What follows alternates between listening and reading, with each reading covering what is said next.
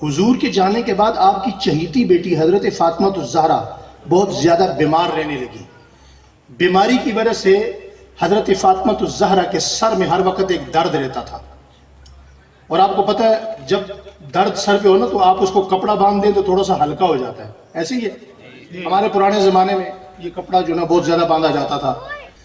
تو حضرت فاطمہ الزہرا اپنی خادمہ سے کہتی ہیں کہ میرے سر پر باندھا جانے والا جو کپڑا ہے وہ کہاں ہے؟ میرے سر میں شدت کا درد ہے، شدید درد ہے. توجہ توجہ، جملہ ضائع نہیں کرنا.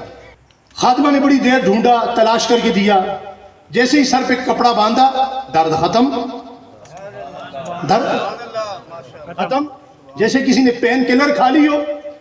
خادمہ نے پوچھا اماں جان ایک وجہ تو بتائیے کہ جب یہ کپڑا سر پہ ہوتا ہے درد نہیں ہوتا، اور جب یہ سر پہ نہیں ہوتا ہے تو آپ شدید درد محسوس کرتی ہیں.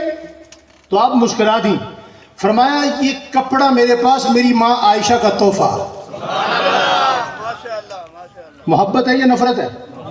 جی، جس عائشہ کے ہاتھ سے آئے ہوئے کپڑے سے حضرت فاطمہ کا درد ختم ہو، اور حضرت فاطمہ محبت کا کیا لیول ہوگا کہ ماں کے ہاتھ کے کپڑے سے سر کا درد ختم ہو جاتا ہے.